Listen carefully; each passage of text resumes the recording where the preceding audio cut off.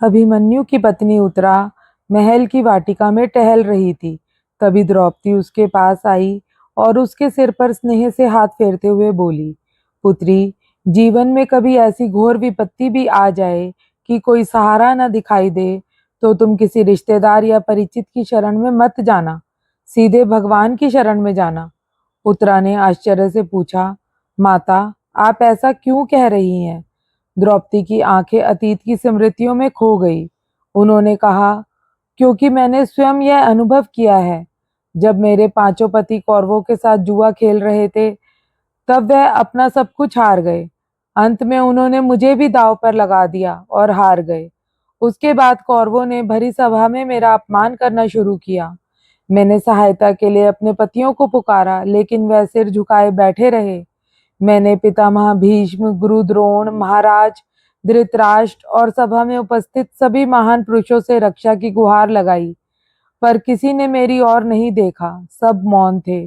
जब हर ओर से निराशा मिली, तब मैंने दोनों हाथ उठाकर पुकारा, हे कृष्ण, आपके सिवा मेरा कोई नहीं है। मेरी पुकार सुनते ही श्री कृष्ण मेरी रक्षा के लिए उपस्थित हो गए।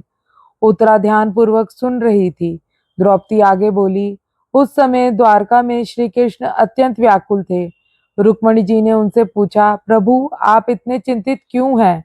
श्री कृष्ण बोले, मेरी प्रिय भक्त द्रौपदी संकट में है। भरी सभा में उसका अपमान किया जा रहा है। रुक्मणी जी ने कहा, तो आप उसकी सहायता के लिए जाइए। भगवान मुस्कुराकर बोले, जब तक वह मुझे पुकारेगी नहीं, मैं कैसे जाऊं? भक्त की पुकार ही मुझे उसके पास ले जाती है। फिर उन्होंने कहा, तुम्हें राजसू यज्ञ का वह प्रसंग याद होगा, जब शिशुपाल का वध करते समय मेरी उंगली चक्र से कट गई थी। वहां मेरी अनेक रानियां उपस्थित थी। कोई वैद्य बुलाने दौड़ी, कोई औषधि लेने गई, लेकिन द्रौपदी ने बिना एक क्षण सोचे अपनी साड़ी का पल्लू फाड़कर मेरी उंगली पर बांध दिया था। उसने मेरी उंगली से बहते रक्त को रोकने के लिए अपनी साड़ी का पल्लू का एक टुकड़ा दिया था, और आज मैं उसकी लाज बचाने के लिए उसके चीर को अनंत कर दूंगा। आज उसी प्रेम और सेवा का ऋण चुकाने का समय आया है। जैसे ही द्रौपदी ने सच्चे मन से श्री कृष्ण को पुकारा, प्रभु तुरंत उसकी रक्षा के लिए पहुंच गए और उसकी लाज बचाई। संदेश: जब संसार के सारे सहारे छूट जाएं, तब भी भगवान का सहारा कभी नहीं छूटता। सच्ची श्रद्धा और निष्काम प्रेम का ऋण स्वयं भगवान भी अवश्य चुकाते हैं।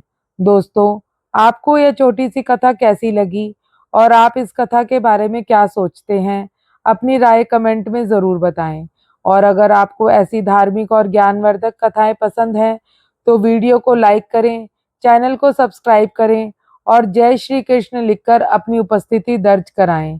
धन्यवाद।